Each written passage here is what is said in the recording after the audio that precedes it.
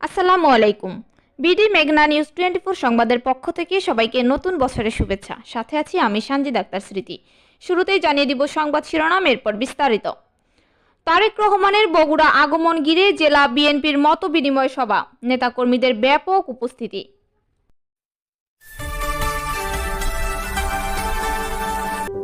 BD মেঘনা news 24। শুনছিলেন সংবাদ শিরোনাম। বিশেষ প্রতিনিধি নাজমুল হাসানের পাঠানো তথ্য ও ভিডিও চিত্রে এবার বিস্তারিত। বিএনপির ভারপ্রাপ্ত চেয়ারম্যান তারেক রহমানের আসন্ন বগুড়া আগমন উপলক্ষে বগুড়া জেলা বিএনপির উদ্যোগে এক গুরুত্বপূর্ণ মত বিনিময় সভা অনুষ্ঠিত হয়েছে। জেলা বিএনপির সভাপতি রেজাউল করিম বাদশার সভাপতিত্বে আয়োজিত এই সভায় প্রধান অতিথি হিসেবে যোগদান করেন বগুড়া 5 আসনে বিএনপির মনোনীত প্রার্থী ও জেলা বিএনপির সাবেক আহ্বায়ক গোলাম মোহাম্মদ সিরাজ।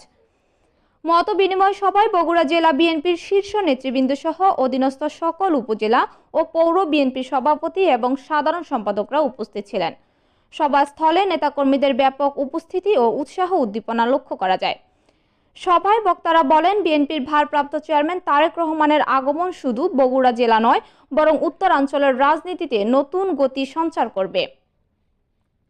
তার আগমনকে কেন্দ্র করে দলের সাংগঠনিক শক্তি আরও সুসংহত করা এবং নেতা কর্মীদের মধ্যে ঐক্য ও শৃঙ্খলা বজায় রাখার উপর গুরুত্ব আরোপ করা হয়।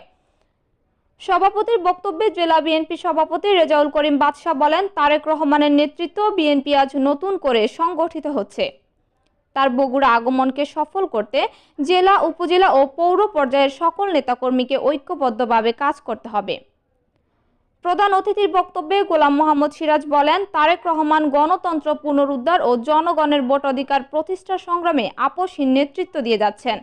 তার বগুড়া আগমন জনসমুদ্রের রূপ নেবে ইনশাআল্লাহ। আমরা সবাই মিলে এই কর্মসূচিকে সফল করব। মতবিনিময় সভায় আগামী দিনের রাজনৈতিক কর্মসূচি, সাংগঠনিক প্রস্তুতি, নেতাকর্মীদের করণীয় এবং সাধারণ জনগণের সঙ্গে আরও ঘনিষ্ঠভাবে যোগাযোগ বৃদ্ধির বিষয়ে আলোচনা করা হয়। পাশাপাশি দলের ভাবমূর্তি রক্ষা, শৃঙ্খলা বজায় রাখা এবং যে কোনো উস্কানির বিরুদ্ধে সতর্ক থাকার আহ্বান জানানো হয়।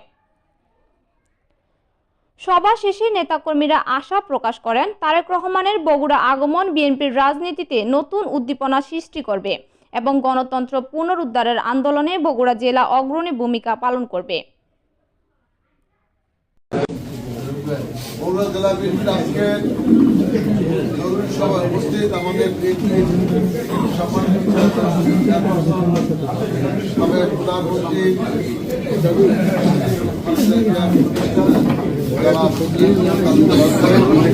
আমাদের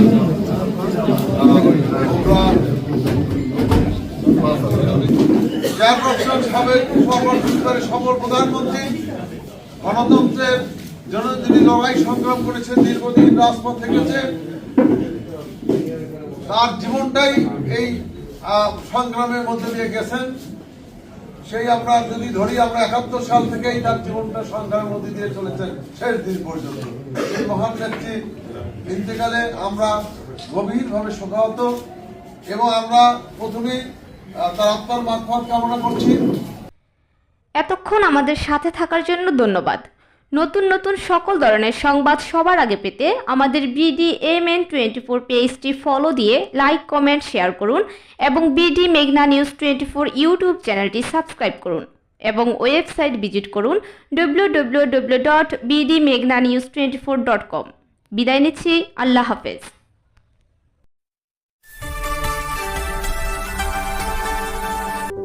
বিডি মেঘনা নিউজ 24।